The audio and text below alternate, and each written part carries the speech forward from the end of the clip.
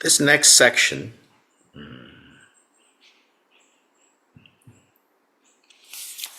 discusses the role of devotion. So this emphasis on devotion is one that particularly, in the Kagyu approach to cultivating and practicing mahamudra. Now, of course, these days, like all across Tibetan Buddhist traditions, the emphasis on devotion, I think, relatively speaking, if you compare it to, say, the various Zen traditions, the various Theravada traditions, when you compare across traditions, you can say, oh yes, Tibetan Buddhism, they emphasize devotion, kind of very explicitly. Of course, throughout all traditions of Buddhist practice, Buddha Dharma, if you don't have devotion, I'm not sure how you actually stay on the path, But in an explicit way, right, you're more likely to hear this word devotion, devotion, devotion, devotion in Tibetan Buddhist material, Tibetan Buddhist communities, Tibetan Buddhist context. But even within Tibetan Buddhism, this emphasis on devotion, which the Tibetan word for that is mogu. This mogu, this emphasis, in particular in the early Kagyupa, in the formative period of the Kagyupa tradition, there is a strong emphasis on devotion. And this follows the example of like the Mahasiddha communities in India, which is the roots of the Kagyu Mahamudra tradition is in the Mahasiddha community. In the Mahasiddha's community in India, starting from the 10th, 11th, 12th centuries, about that same time, the influences of this Mahasiddha community was already arriving in the snowy lands of Tibet.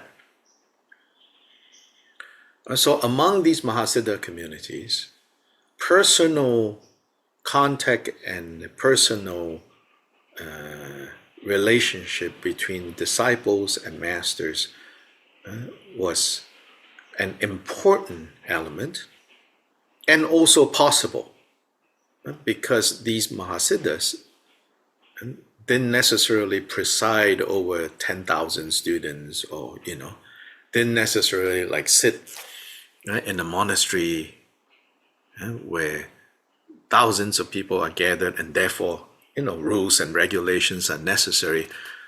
But rather these Mahasiddha communities tend to be itinerant teachers, kind of like later on you see with Milarepa, an itinerant teacher with no particular fixed location, would wander from place to place and sometimes even start wandering because too many people have arrived and there's just distractions, the master being able to discern, that this kind of crowd is useful, this kind of crowd is not useful.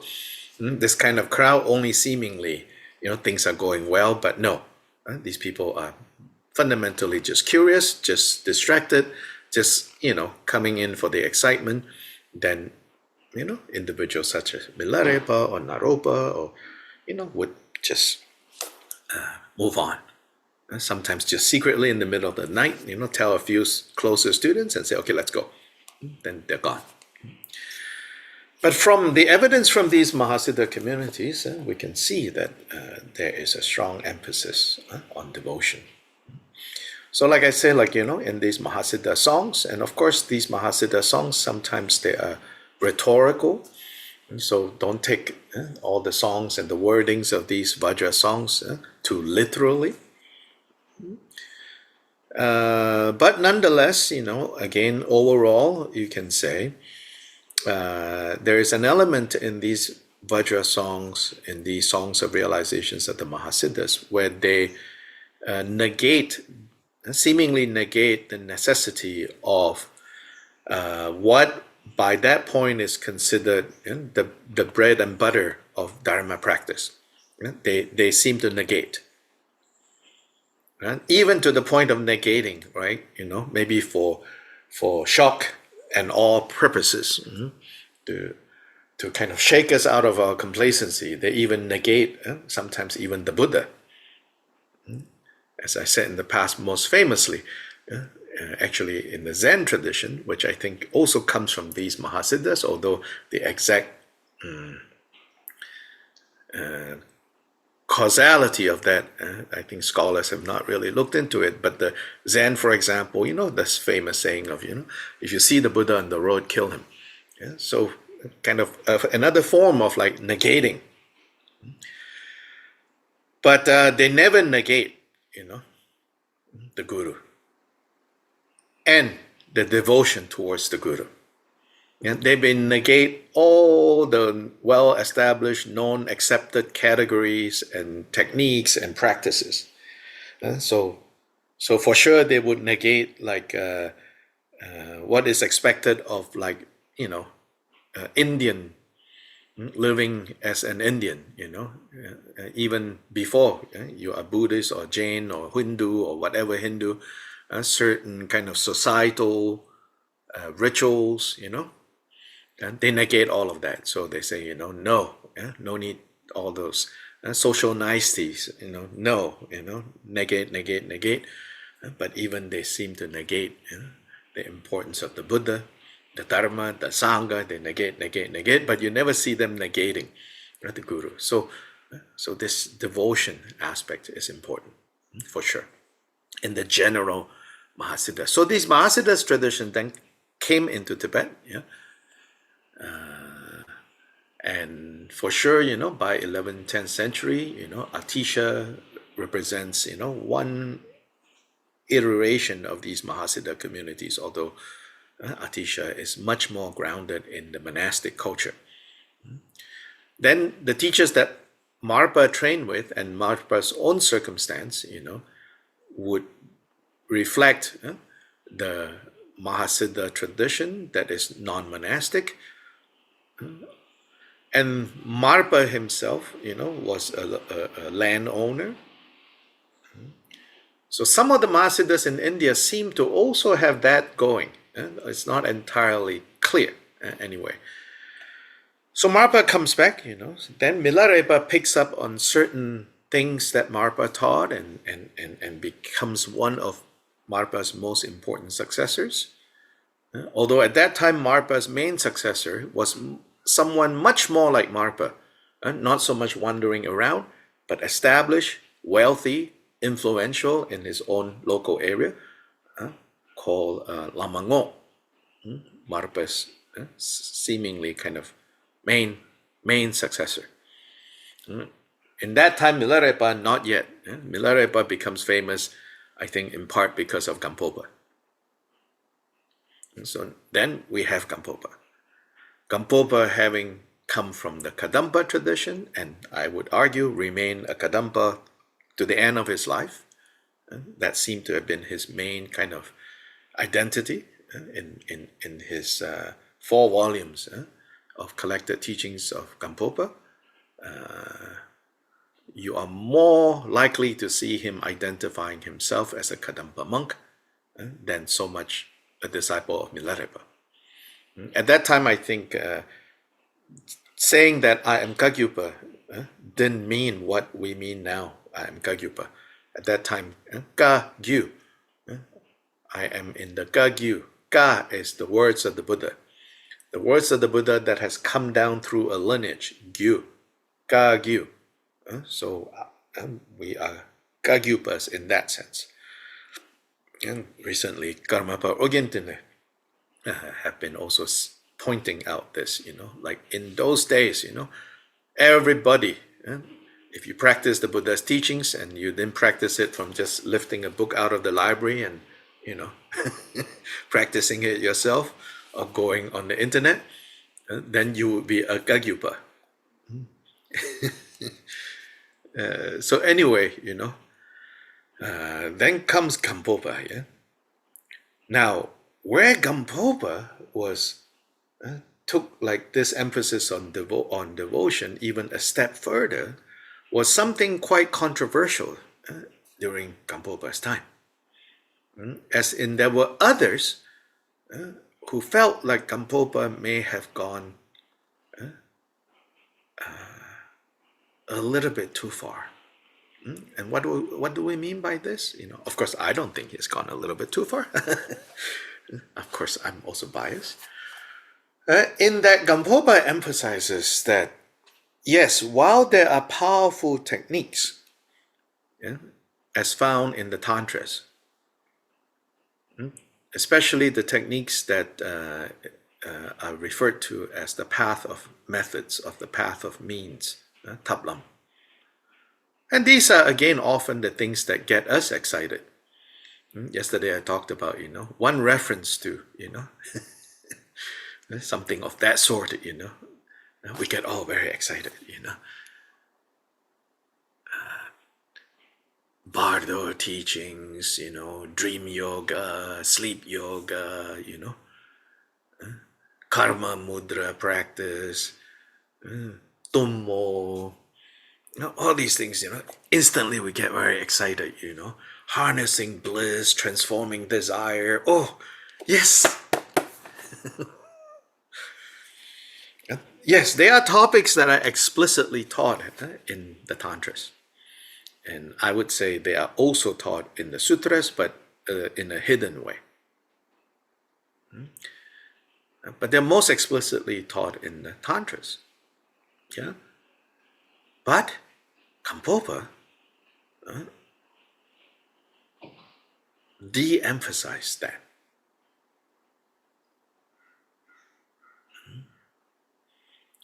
Now you may say, oh, that's just because, he is more influenced by the Kadampas. But no, this is after he trained with Milarepa. And Milarepa, in fact, gave him instructions that he needed, that Gampopa needed, for engaging in these types of practices, the path of means, the tablam. That otherwise, if Gampopa didn't have these methods, he may not have, achieved awakening the way that he did after training with Milarepa. So even after he was able to really benefit from Milarepa's skillful use of tablam, path of means. Gampopa did not, by and large, push and emphasize those means. In fact, to many of his disciples, after Gampopa then became a great teacher himself, and many students gathered around him, you can see, again, if you look at the contents of his Tapokambam, 4 volumes, I would say maybe about 25% pertains to the path of means, or maybe even less. And whereby, again and again, he even would contrast, like, sure, you could use the forceful methods, sometimes that's the expression used. Sure, you could use the forceful methods as found in the path of means, but, he says, that can be risky, that can have problems. And then he says, instead, I have another way, he says. And he says, it's the path of devotion. So he very explicitly contrasts these two. He says, yes, the path of means can be very powerful, can be very impressive, can give you this feeling or that feeling, on the spot or close to on the spot. But he says, but those experiences won't guarantee that you'll go in the right direction. He says, whereas, devotion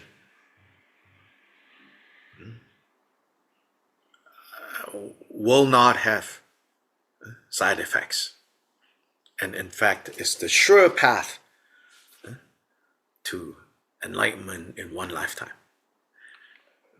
It's when he says it that way that it triggers some of his colleagues, especially those who say, well, the tantra says, without the path of means, without using the path of means, this aspect of path of means or that aspect of the path of means, there's no way you can be enlightened in one lifetime. Gampopa says, I beg to disagree.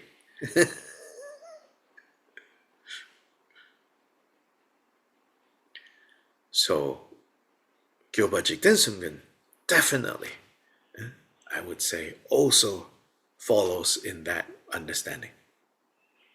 When you look at his 12 volumes, in his collected teachings in 12 volumes, well, sometimes published as 6 and sometimes published as 4, basically 800 to 900 entries that we have. It's all to say to this day, they are still discovering very old manuscripts in broken stupas, when stupas are being restored, old texts that purport to be the teachings of Jikten Sumgon that have been lost in time. Some of these teachings we find references in other teachings, but we don't have them. And it's all to say, to this day, people are finding these texts in remote areas, remote old stupas or statues that are being repaired, because there's this tradition of filling statues, with sacred texts, statues that are being repaired, a stupa that's being repaired, and these texts are discovered.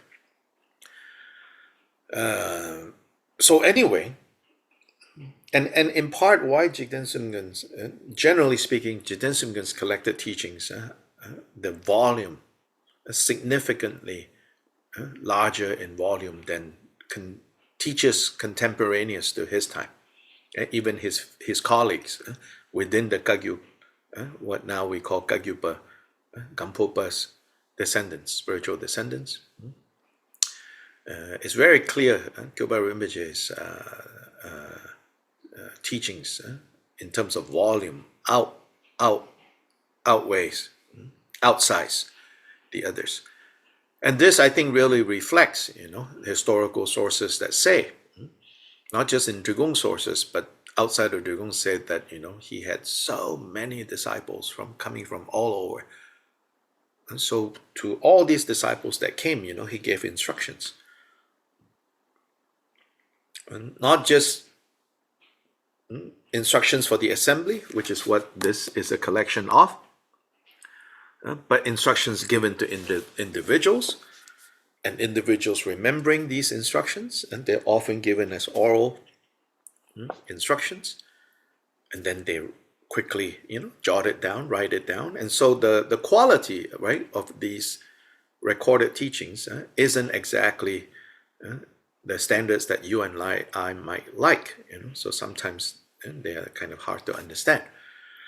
Because sometimes they just represent notes that was quickly, scribbled down. And don't imagine, back in the 11th century, in Tibet, 12th century, paper and pen, so easy, People had scraps of things that they would write on, whatever they could find, You can't just go to Staples and buy, a whole ream of paper. So anyway, this point of devotion, Gampopa says, without fail, if you have devotion and your devotion meets an authentic guru, when these two come together, he says, there is no mistake. there is no danger. Of course, now in the quote-unquote degenerate age that we live in, where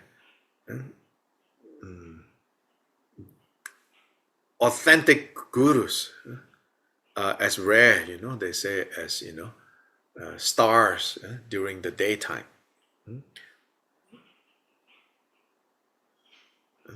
Then maybe devotion could be dangerous,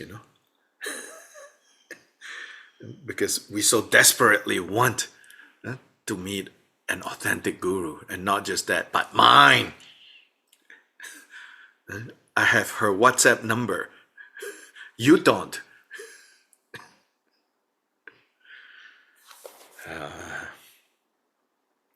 So I don't know these days, dangerous or not. You have to decide yourself.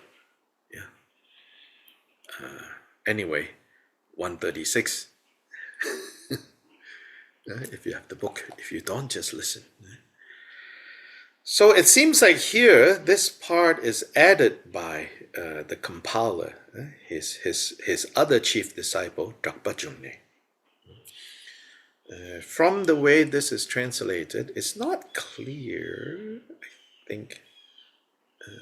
Oh no, maybe it's clear. Yeah, maybe just this section, this whole section. Is Drikpa Jungné's words. So Drikpa Jungné is offering a commentary here.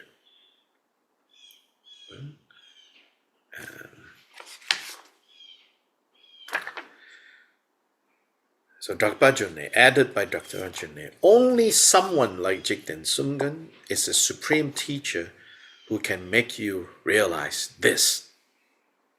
Realize what? Realize what was mentioned before. And what was mentioned before in that section is this nature of mind. The space of the nature of mind in the past, present, past, future, past, and present is likewise like the space of the nature of mind.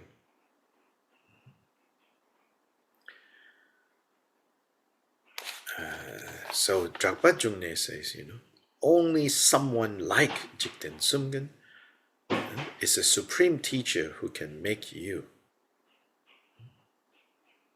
realize this. Therefore, we should focus all of our devotion on such an all-knowing, exalted one. As for the other lamas,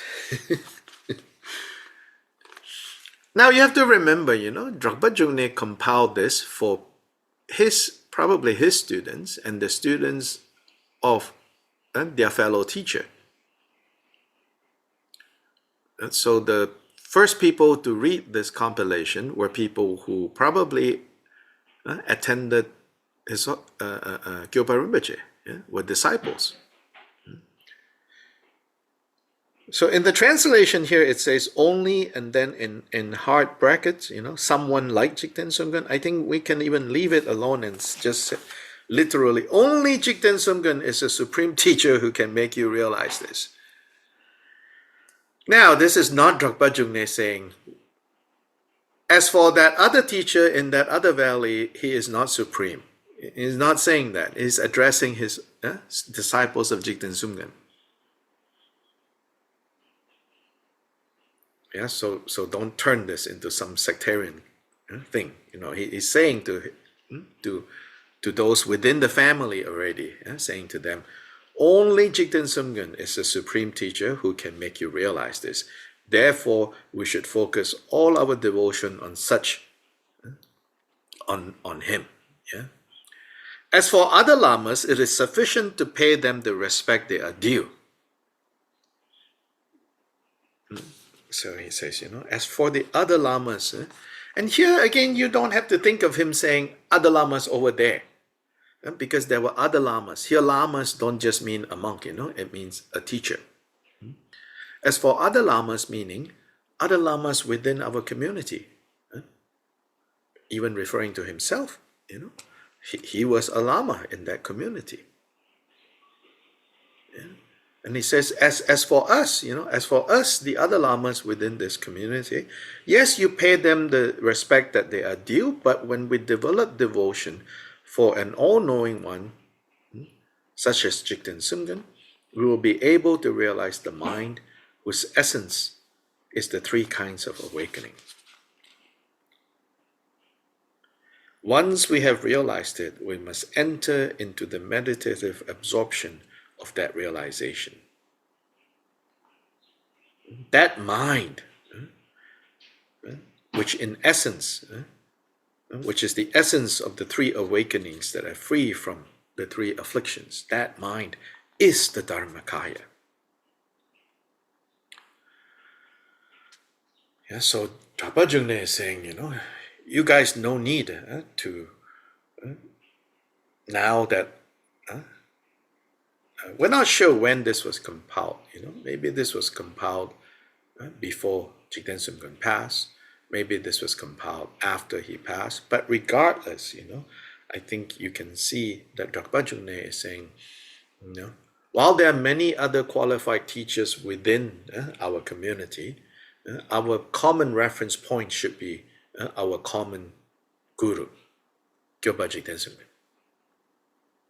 As for the other teachers, pay them their due respect, recognize their qualities, but they do not necessarily have the qualities that Jikten Sumgon has. He says, but if you direct your devotion to someone like Jikten Sumgon, if you direct your devotion to someone like Buddha Shakyamuni, their blessings, their mind stream, and their Dharmakaya continues to now. So even for you and me, now. So develop devotion towards Kyobpa Rinpoche. Or maybe you're like, I don't know much about, and I don't know the teachings, or hard for me to understand. Then direct it to Buddha Shakyamuni. Read his life example. And be inspired by that. And know that Buddha Shakyamuni's Dharmakaya exists, of course.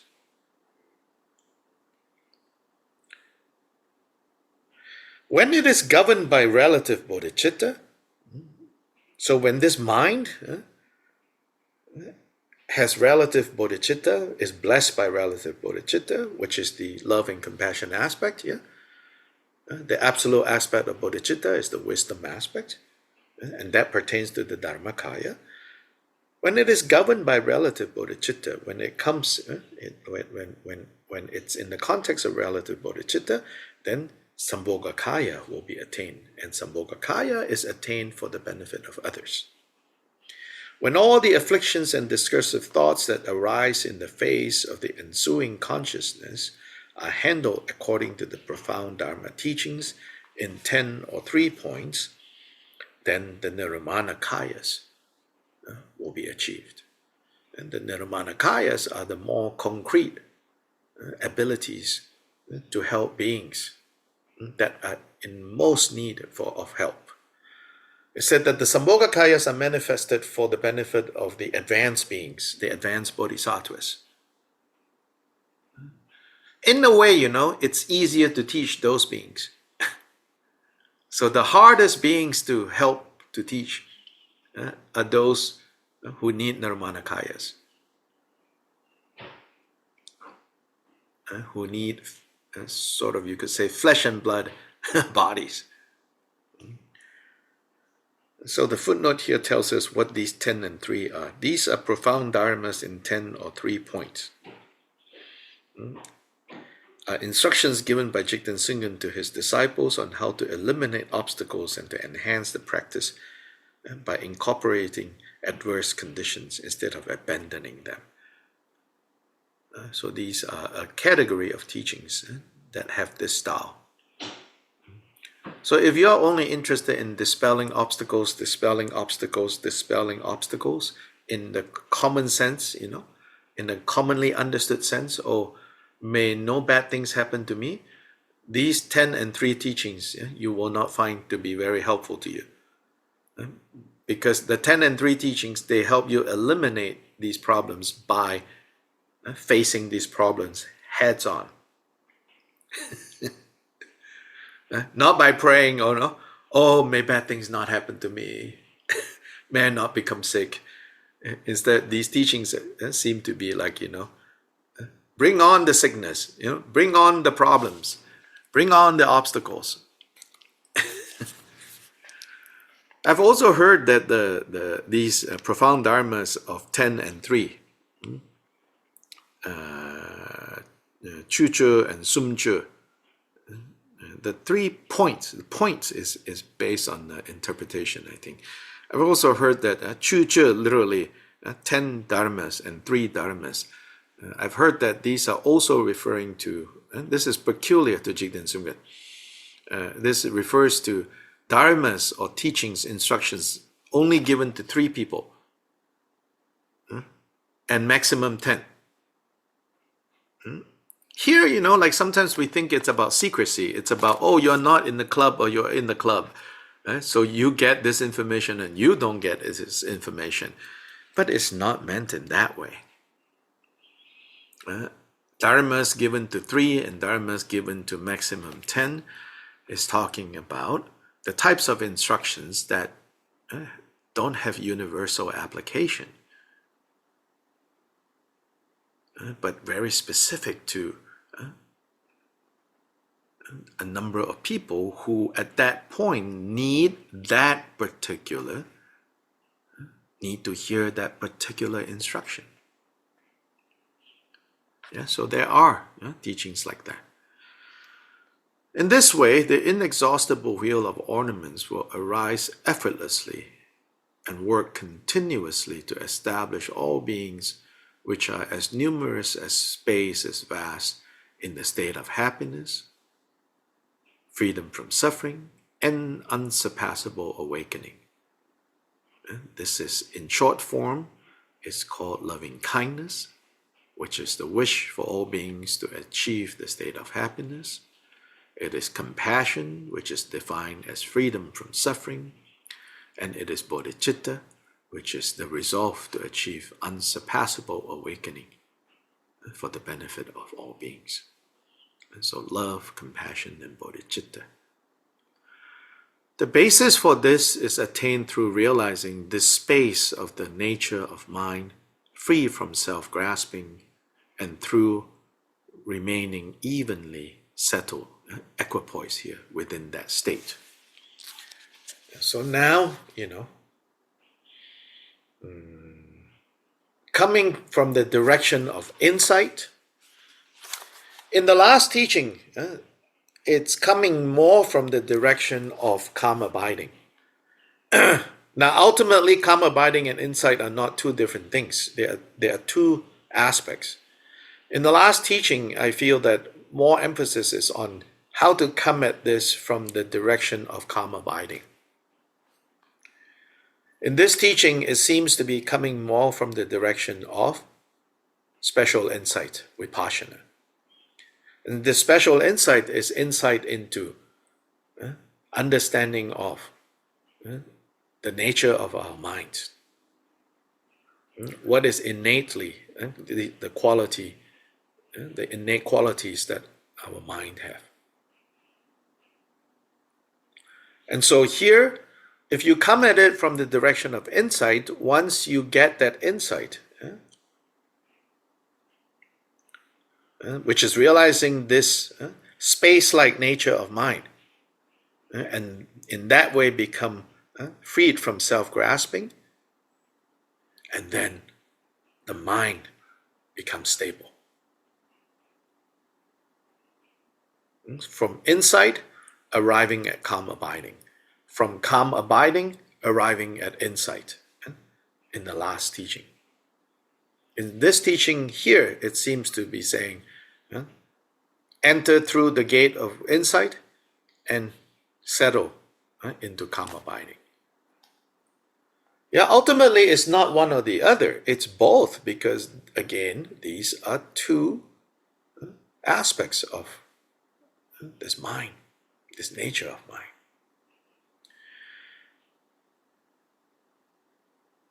That space-like nature of mind is what characterizes all times, whether it's past, present, or future. This space-like nature of mind remains the same. Space cannot be burned by fire, nor improved, nor harmed, and so forth. Likewise, when that space-like nature of mind is realized, there is nothing that can improve or harm it. It can't be burned by the fires of birth, old age, and sickness. And so in the Uttara Tantra, it teaches, just as space has never been burned by fire, likewise, this nature of your mind is never burned by the fires of birth, old age, and sickness.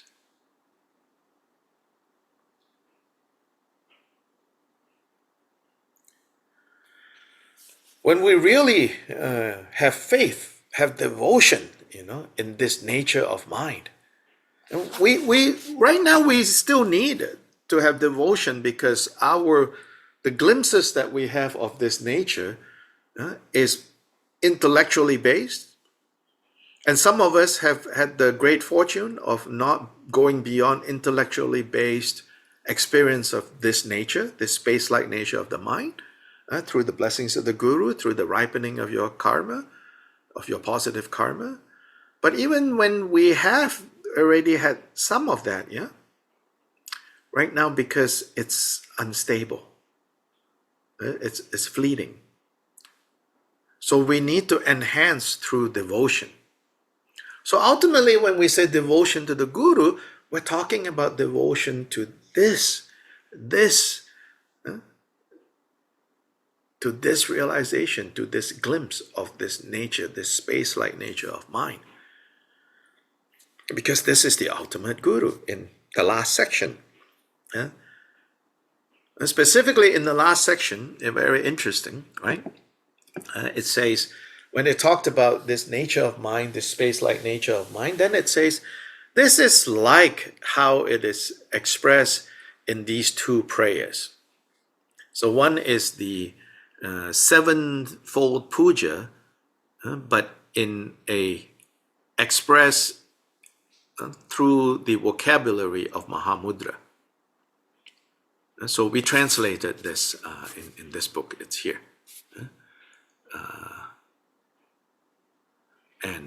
So that's there, that famous prayer. Then another prayer is a prayer also by Kyobpa Rinpoche, prayer in praise of the qualities and the activities of Pamodrupa.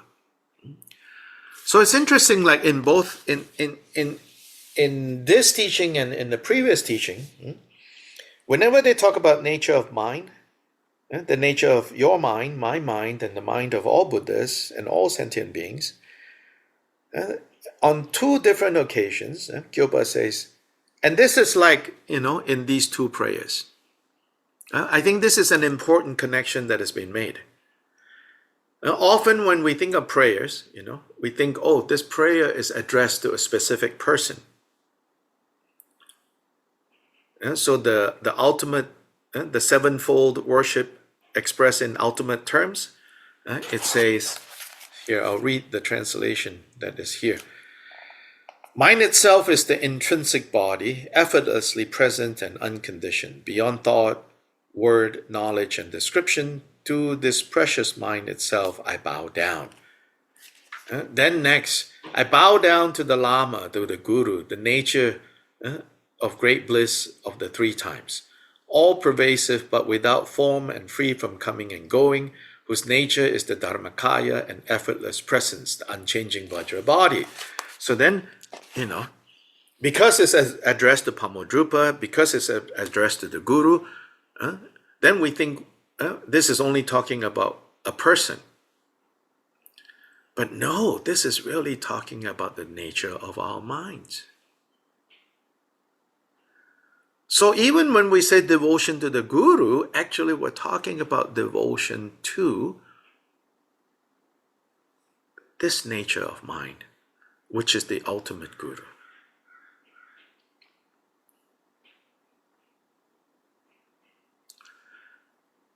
So, because it's not stable yet,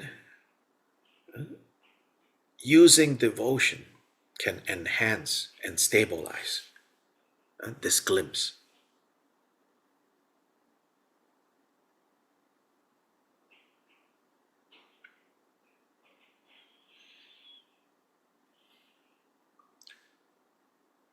Kyobpa continues.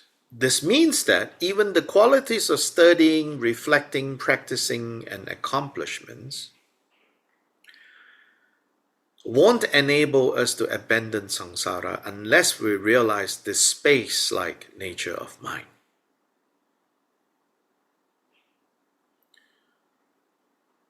Which is the essence of the three kinds of awakening. This is emphasizing wisdom.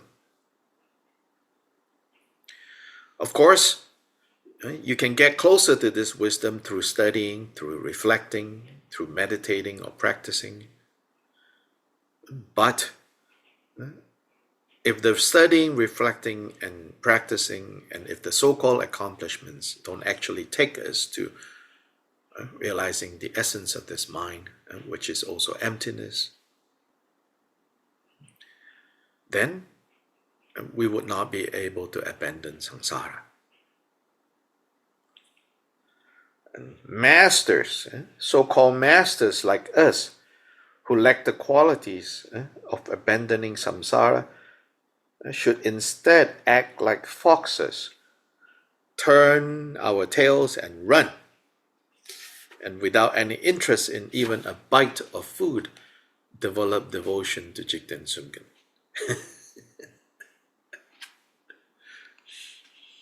Don't be pretentious, he says.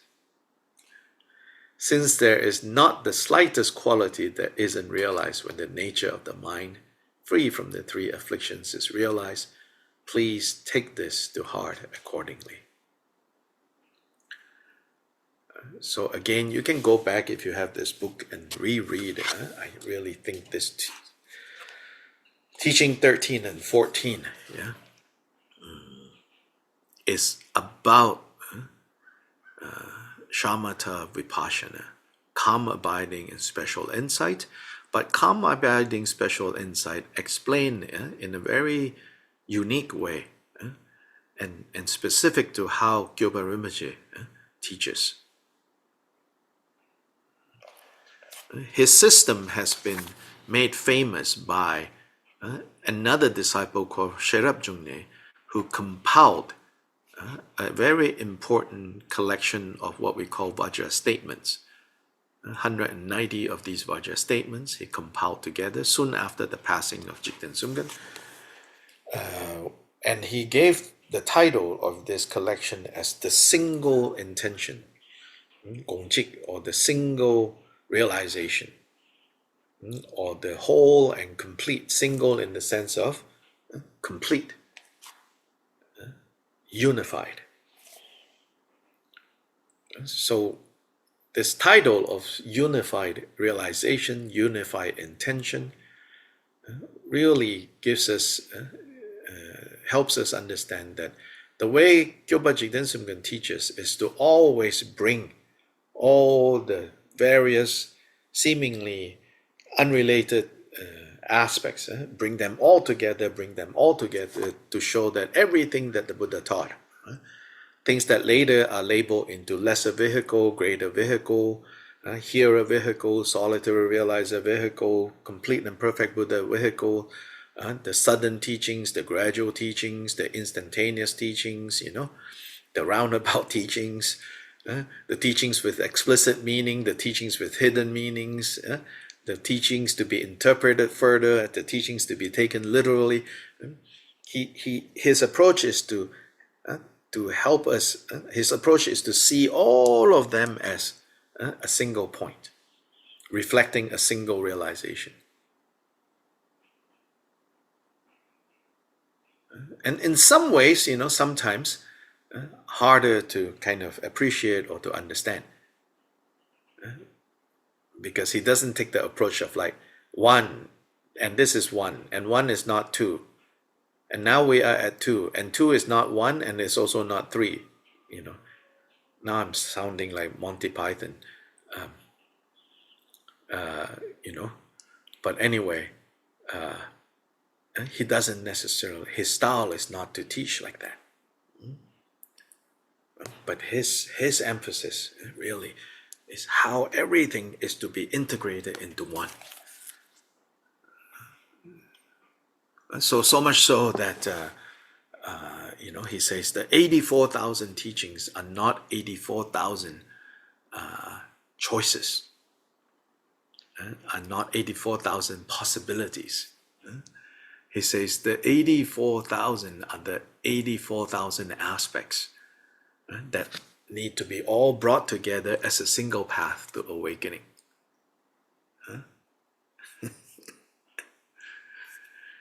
There was a question, what is the difference between space-like nature of mind and becoming neutral and not getting emotional? Neutral and not getting emotional is kind of like, I would say, could be a beginning way to introduce some distance between us and some very charged situation. Whether it's charged with like circumstances, conditions that we label as good or we label as bad.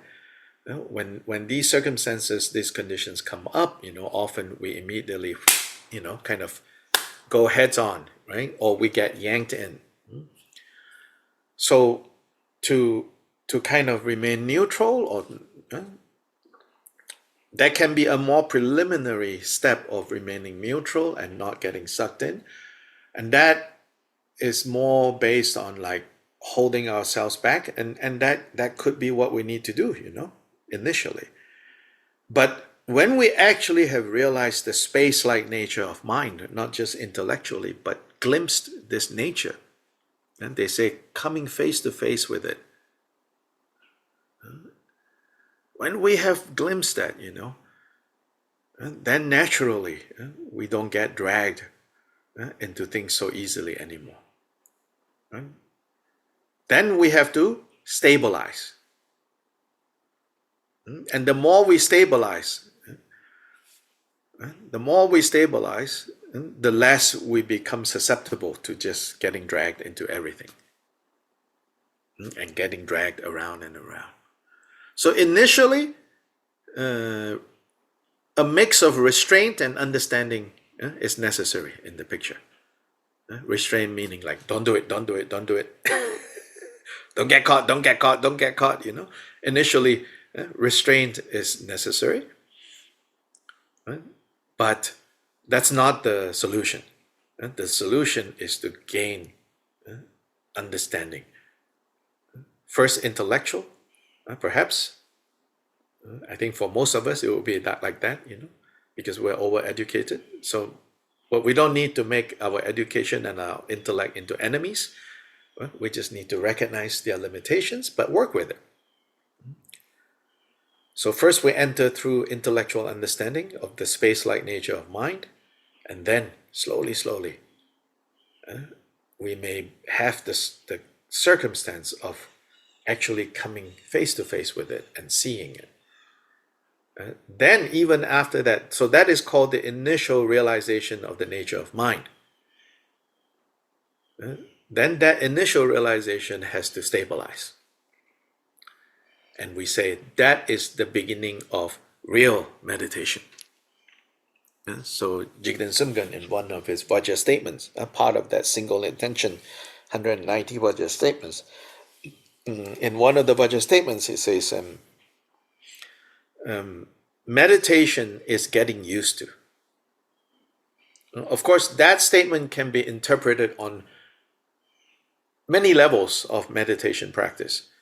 But in the original context, when he spoke that statement, it was spoken of in terms of that is he saying it doesn't become really meditation until you have realized this nature of mind, this initial realization, and then after that, stabilize that realization.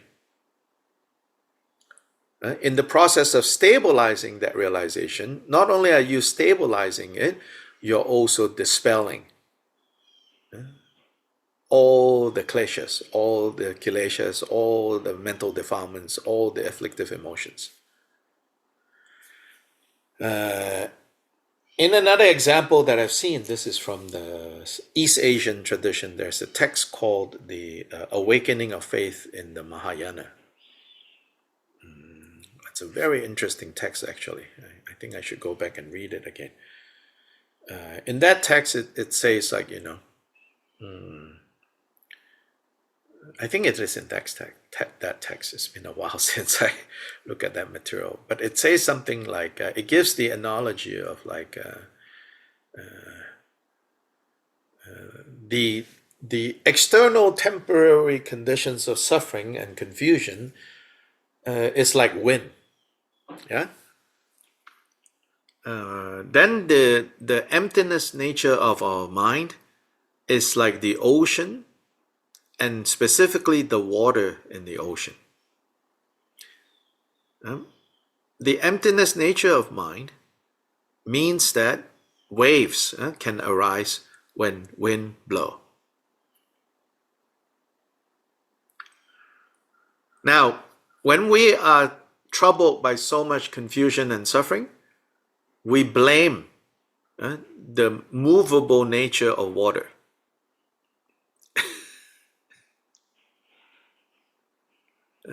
We say, the reason why we have these big waves that will sink my boat, is because of the movable nature of water.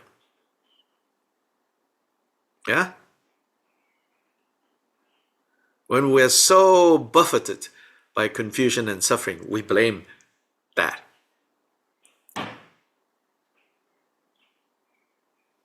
But the culprit is wind. In this analogy, it says the culprit is the winds, not the fact that water, part of water's nature is movement, or capable of movement. So then this, and the analogy continues. It says, when the wind stops blowing, then what happens? The sea, the ocean becomes calm again.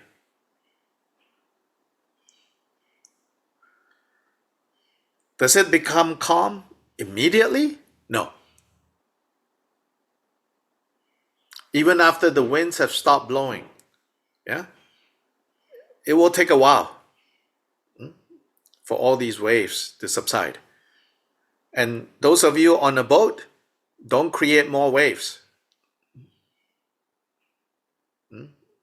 Just trust, let it subside, let it subside. And then it's all quiet now. Now let's take this analogy further. It's not in the original text. Let's take this analogy further. Okay, now winds have subsided. Then you are on this boat and the boat is calm again and you're like, good. You'll be very foolish to think, or to want or to expect, please don't move again, okay? Winds don't blow again. Waves don't come up again. That's not the solution. The solution is now what? Learn how to harness the waves. Build a sail. Because the very waves and the very winds that are causing problem can now take you across this ocean into dry and safe land.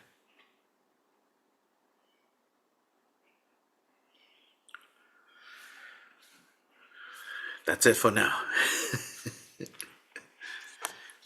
Yeah, so we've finished the 14th teaching. Chanchu sem chorim puji ma ge ba nam ge gyu je ge ba nyam pa me ba ya go ne gong du be wer show. Bye bye.